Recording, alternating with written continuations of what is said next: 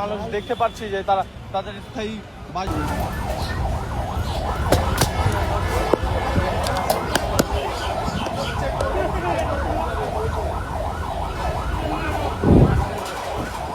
দর্শক, আমরা আপনাদের দেখানোর চেষ্টা করছি যে বাস কাউন্টারে যে বাস টার্মিনাল বেশ পরিমাণে মানুষ আসছেন। তারা ঢাকা নগর ছেড়ে কিন্তু তারা স্থায়ী বাসভবনে যাওয়ার জন্য কিন্তু তারা এখান থেকে তারা তাদের রুট বেছে নিচ্ছেন।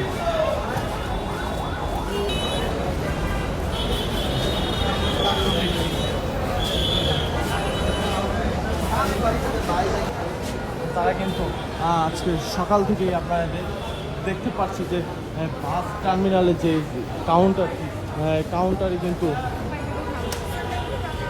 মানুষ দলে দলে মানুষ কিন্তু জড়ো হচ্ছে সকাল থেকে। কিন্তু তারা কিন্তু অনেকে কিন্তু টিকিট পাচ্ছেন না, যে তাদের নিজ গন্তব্যে যাওয়ার জন্য কিন্তু তারা একটু হয়রানির শিকার হচ্ছেন, এমনটা কিন্তু জানা গিয়েছে। আমাদের এখানে কোনো সিট নেই, আর সেদিকে তো অনলাইন টিকিট বিক্রি, আমরা গাড়ি এসে তো যাত্রী তুলে দিচ্ছি, এই শেষ আমাদের ডিউটি।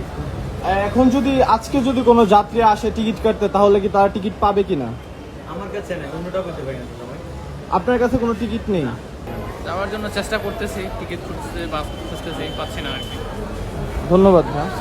দর্শক, আমরা একজন যাত্রীর সাথেও কিন্তু কথা বলার চেষ্টা করছি। তারা কিন্তু তাদের স্থায়ী গন্তব্যে যাওয়ার জন্য কিন্তু তারা তাদের টিকিট পাচ্ছেন না, এবং এইখানে কিন্তু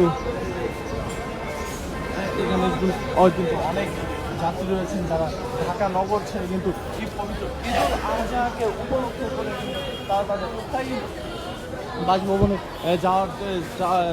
যাওয়ার জন্য কিন্তু তারা তাদের টিকিট পাচ্ছেন না। এদিকে টিকিট বাসের প্রতিটি টিকিট কিন্তু বুক হয়ে গেছে, এমনটা কিন্তু তারা বলছেন। এবং